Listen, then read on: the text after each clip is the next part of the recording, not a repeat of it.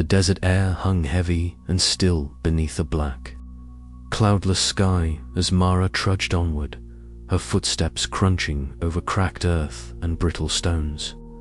Her skin was slick with sweat despite the chilling night, the relentless heat of the day having bled into the lingering warmth of the evening.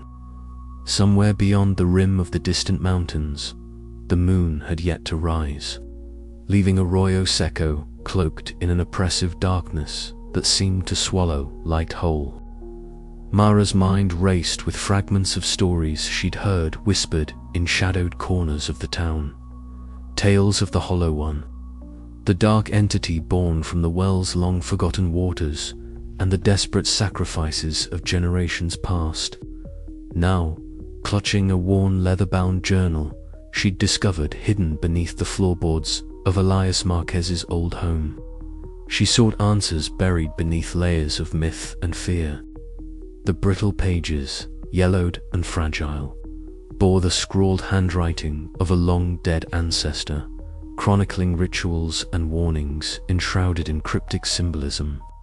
Mara's sharp eyes traced the jagged carvings depicted within twisted figures entwined with serpentine shadows, spirals of thirst and hunger, and the ever-present image of the well itself, a yawning maw beneath the earth. As she pressed deeper into the desert, the wind began to stir, carrying with it a low, mournful whisper that curled around her like a serpent's hiss. The shadows lengthened and shifted, distorting beneath the spectral light of distant stars. Mara's heart pounded, each beat a frantic drum against the cavern of her ribs. Suddenly, a shape flickered at the edge of her vision, a dark fluid form, shifting and writhing, its eyes like pits of endless night. The Hollow One had sensed her. Panic surged, thick and suffocating, as unseen tendrils of thirst clawed at her mind, whispering promises of oblivion and release. Mara stumbled, the journal slipping from her grasp as the creature's shadowy tendrils brushed against her skin, cold as death. The desert erupted into a cacophony of spectral voices, the anguished cries of lost children, the murmurs of ancient pacts, the relentless hunger that had devoured the souls of Arroyo Seco for centuries. Mara's vision blurred, the world fracturing into shards of nightmare and despair. Desperation lent her strength. Gritting her teeth, she forced her limbs to move, crawling toward the faint silhouette of the dried-up well looming like a dark sentinel against the horizon. The air was thick with dust and silence, broken only by her ragged breaths and the distant, mocking laughter of vanished children. Collapsing beside the cracked stones, Mara's fingers closed around the journal once more. Her eyes, burning with exhaustion and sorrow, scanned the words that now carried the weight of truth. The Hollow One was not merely a creature, but the embodiment of the town's collective dread. A monstrous reflection of blind faith and sacrifice twisted into an insatiable hunger. As dawn crept over the desert, the first pale light barely touched the edges of the well. Mara knew her journey was far from over. The echoes of the forgotten past had spoken, and their chilling message was clear. Survival came at a price, and the well's dark hunger would not be sated easily. Yet beneath the crushing weight of despair flickered the fragile spark of resolve. Mara's eyes hardened with grim determination. The town's secrets would not remain buried forever, and she would face the darkness, no matter the cost. The desert held its breath, waiting, and Mara stepped forward into the shadows once more. The oppressive heat of Arroyo Seco bore down with relentless intensity, the sun a merciless overseer of the parched earth and cracked adobe walls. Mara Silva wiped a bead of sweat from her brow as she pushed open the heavy wooden door of the town's small church. The hinges groaned, a sound swallowed almost instantly by the stale air thickened with the scent of incense and centuries-old dust. Inside, Father Roselles stood at the pulpit, his figure bathed in the dim light filtering through stained glass, casting fractured colors on the worn floorboards. His voice rose, calm yet laced with a quiet authority, chanting prayers that seemed less for salvation than for submission. The congregation sat rigid, faces etched with resignation and fear, their eyes fixed on the pulpit as if it were the only anchor in a sea of uncertainty. Mara's footsteps echoed sharply as she strode forward, the dry wooden floor creaking beneath her boots. Her eyes, sharp and resolute despite the exhaustion shadowing them, locked onto Father Roselles.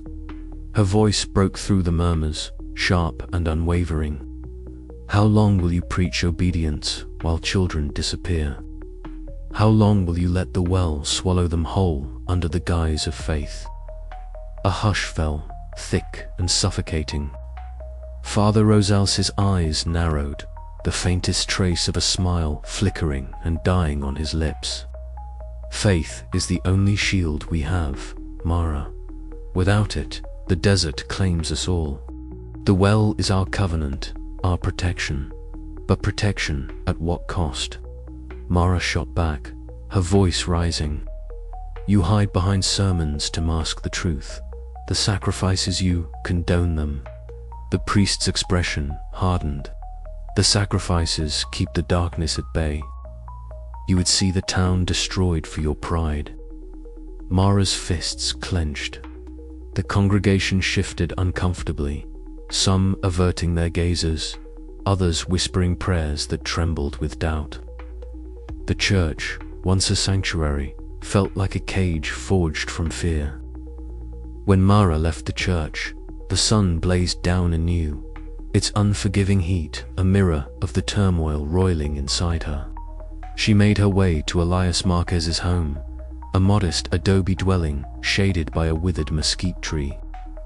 The door creaked open at her knock, and the old man's weathered face appeared, eyes clouded with the weight of years. Inside, the air was thick with the scent of dry earth and old paper. Elias lit a candle, the flickering flame casting long shadows against cracked walls. He motioned for Mara to sit. For years, I have carried this burden, he began, his voice hoarse. I was once part of the sacrifices. I helped select the children, convinced it was necessary. But each loss is a knife to my soul. This town, it's trapped in a cycle of fear and hunger. Mara's breath caught. The truth she had sought lay bare between them, raw and suffocating. Why? She whispered. Because the well's hunger is endless, Elias replied, eyes glistening with tears.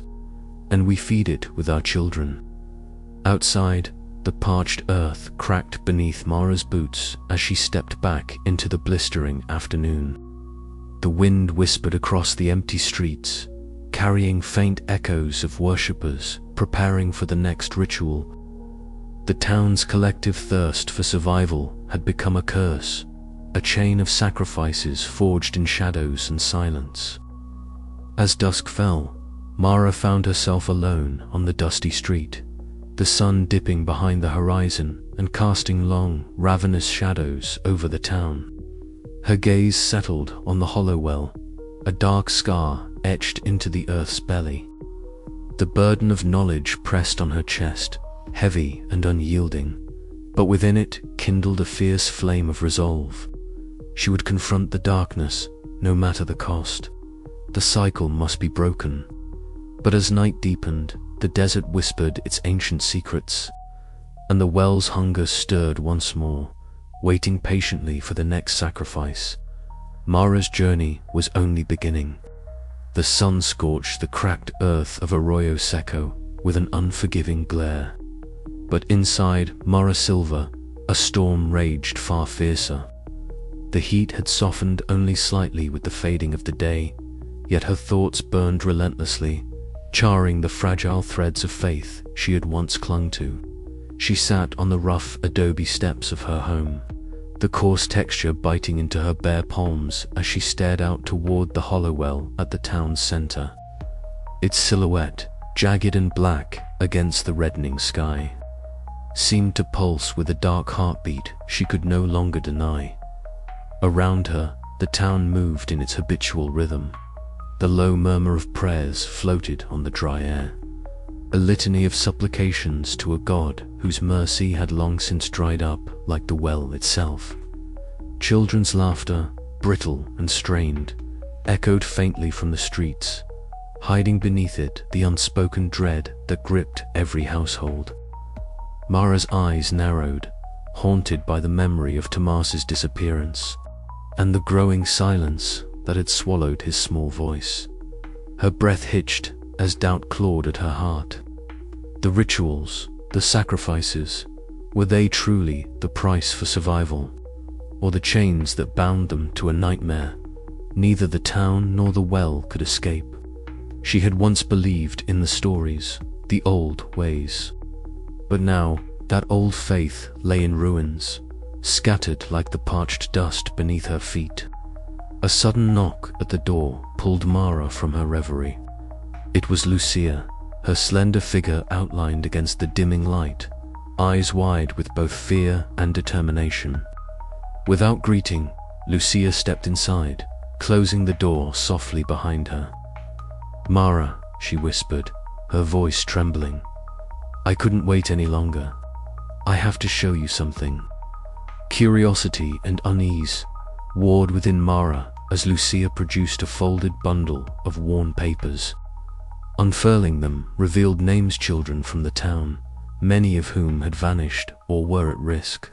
Some names were crossed out, others circled with frantic strokes.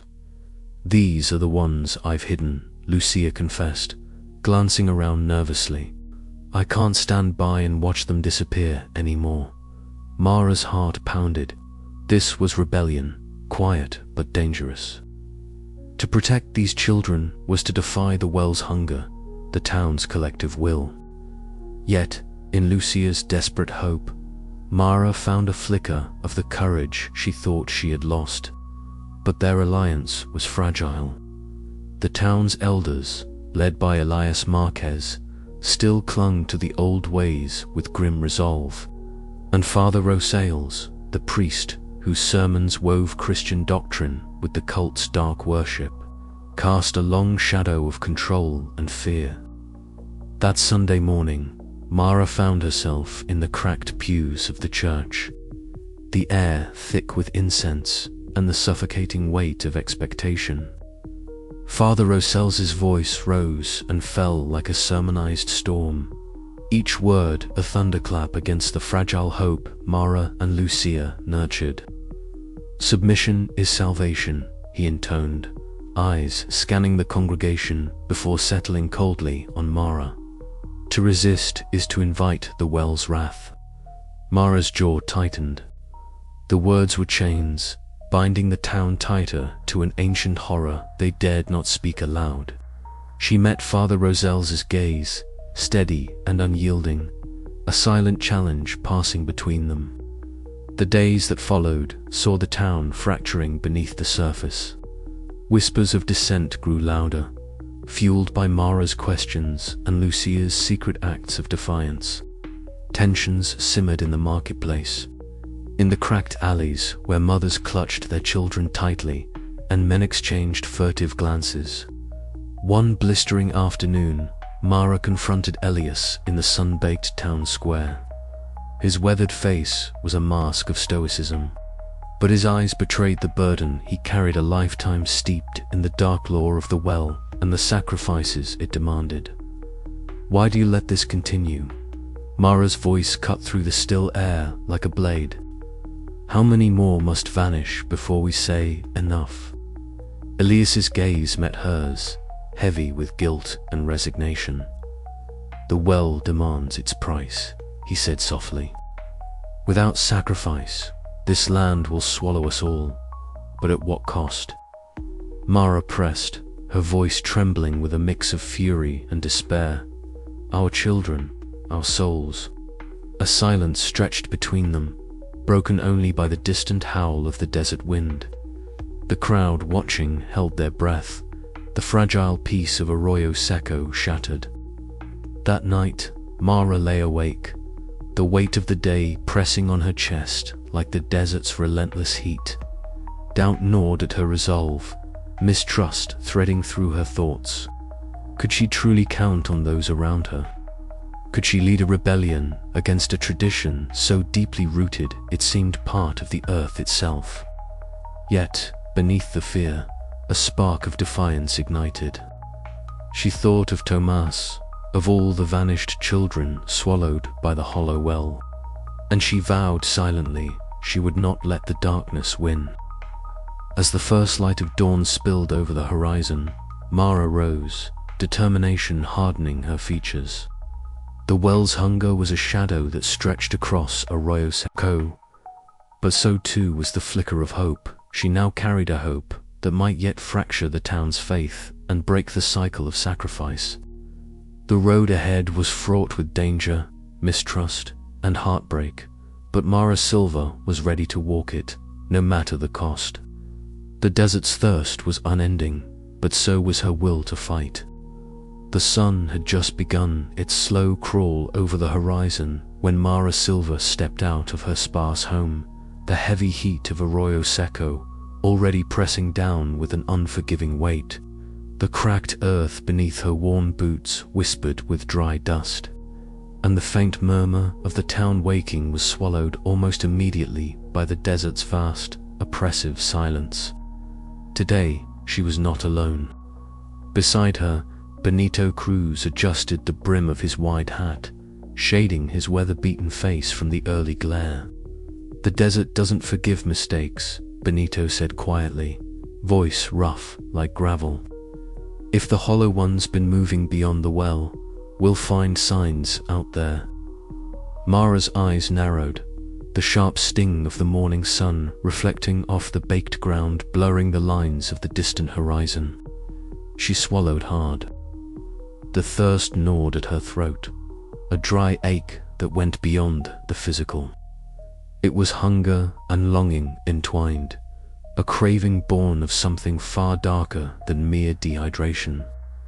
They set off toward the outskirts of town, where the cracked earth gave way to sparse scrub and scattered stones. Mara's heart thudded unevenly as she scanned the terrain, searching for any trace of where the children might have wandered or been taken. The wind shifted, carrying a faint sound, a whisper that seemed to curl around the silence like smoke. Benito stopped suddenly, crouching beside a cluster of withered flowers, their once vibrant petals now brittle and blackened. "Not natural," he muttered, fingertips brushing the dry stems with reverence and fear. Mara's vision flickered. For a moment, the desert seemed to pulse with shadows, children's laughter echoing faintly on the wind, an eerie chorus that twisted the already suffocating heat into something almost tangible. The flowers felt like a warning, a circle marking a boundary between the living and the lost. "The Hollow One," Mara whispered, her voice barely more than breath. "It's spreading." Benito's gaze darkened. "And it's hungry." The sun rose higher, and the heat waves shimmered like ghosts above the earth. Mara felt her throat tighten, the dry crackle of her breath sounding too loud in her ears. Every step became heavier, as if the desert itself sought to drain her strength. Hallucinations teased the edges of her vision, dry wells stretching endlessly into darkness. Hollow eyes staring back from the void beneath the sand. "You all right?" Benito's voice cut through her spiraling thoughts. Mara forced a nod, blinking rapidly. "I have to keep going." For Tomas, they pressed onward, the landscape a cruel mirror of the town's own desperation. The motif of thirst, the relentless craving for life, had twisted into a monstrous hunger that consumed hope and sanity alike. As evening fell, they found refuge near a cracked ravine, the firelight casting long shadows on Benito's lined face. Stars pierced the black sky, cold and indifferent. The desert wind carried distant, unearthly whispers that promised salvation yet hinted at doom. Mara lay back on the rough ground, the weight of the day settling into her bones. The Hollow One's presence was no longer a distant legend. It was a creeping reality, twisting and distorting everything she knew. "We're not just fighting for Tomas," she murmured into the night air. "We're fighting for this town, for everyone." Benito nodded solemnly. "And the desert doesn't forget. Neither should we." The fire crackled and the shadows danced. Somewhere beneath the endless sky, the well's hunger waited. Mara's eyes closed, but sleep eluded her. The thirst gnawed at her, relentless and unforgiving, pulling her deeper into a darkness that threatened to swallow her whole. Tomorrow, the search would continue, but tonight, the desert held its breath, and so did she. The well's hunger was growing, and so was Mara's resolve. The light filtering through the narrow window was weak and dusty, casting long, trembling shadows across the cramped room where Mara and Elias sat. The air was heavy with the scent of old paper and the dry, acrid dust that seemed to cling to everything in Arroyo Seco. Mara's fingers trembled slightly as she traced the faded ink on the brittle parchment before her, the fragile script telling stories older than anyone living in the town. Elias Marquez's voice was low and measured, almost reluctant, as he spoke. These texts, passed down for generations, tell of the well's origin, not as the source of water we once believed, but as a threshold to something beyond our understanding. A darkness that feeds on life, on hope. Mara leaned closer, her eyes narrowing. "The Hollow One." He nodded, his weathered face creased with sorrow. "A spirit born from the well's forgotten depths. It demands sacrifice, a binding pact forged in desperation during a time when the desert's thirst nearly claimed us all. The children, they are the price." The words settled over Mara like the oppressive desert heat, thick and suffocating. She swallowed hard, the weight of the revelation pressing down on her chest. Why would the town continue this? Why accept such horror? Elias's gaze drifted to the cracked walls, as if seeking answers in their peeling paint. Fear, survival. The well's hunger is endless. Our ancestors chose sacrifice over extinction.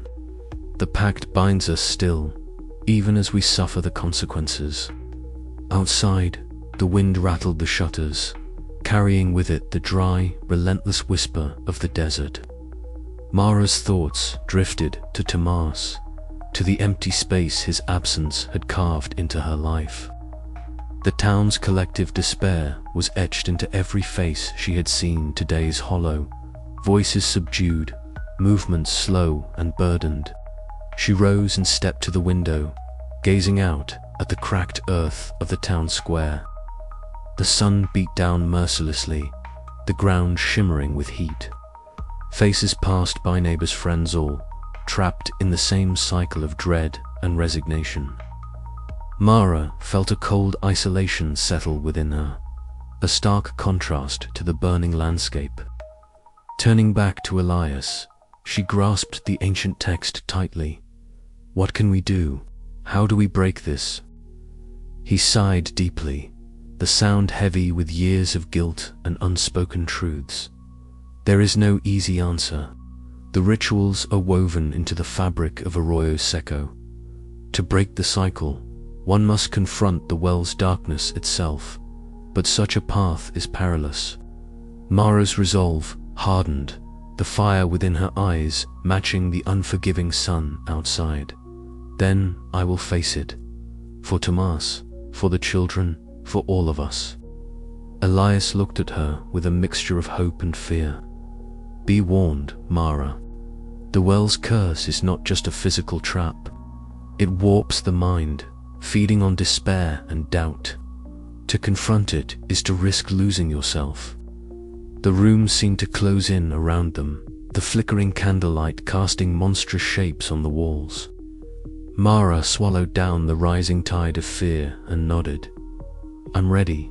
As the night deepened, Mara stayed with Elias, absorbing every fragment of knowledge they could uncover. The ancient texts spoke of rituals long forgotten by most, but still etched into the town's collective memory. They revealed the well not as a mere hole in the earth, but a gateway, a hunger that thirsted for more than water. Outside, the desert was silent, save for the distant howl of the wind and the occasional creak of dry wood. Mara's mind raced with the implications of the curse, the weight of the town's sacrifices, and the price her own family might be destined to pay. The knowledge isolated her further from the townsfolk, many of whom preferred ignorance or denial to the harsh truths she now carried. Whispers followed her in the streets, eyes averted when she passed. Fear had woven a veil of silence and suspicion around her. Yet, beneath the isolation, a fierce determination burned. Mara understood that only by confronting the darkness beneath Arroyo Seco could she hope to save Tomas, and perhaps shatter the cycle that had claimed so many. She spent the remainder of the night preparing, her thoughts a whirl of strategy and dread. The well's curse was a living thing, an endless thirst that gnawed at the soul. To face it would demand every ounce of courage she possessed. As dawn approached, the first pale light of morning touched the horizon, casting long shadows across the desert. Mara closed the ancient book, the fragile pages whispering secrets she could never unhear. Outside, Arroyo Seco stirred, the town bound by fear and fatalism. But within Mara, a flicker of hope took root, a promise to confront the darkness, no matter the cost. The journey ahead was uncertain, the path shrouded in shadow and despair. Yet Mara Silva, with steely resolve and a heart aching for her lost brother, stepped forward into the unforgiving desert sun, ready to unearth the secrets beneath the dust and face the Hollow One itself. The well awaited, and Mara would answer its call.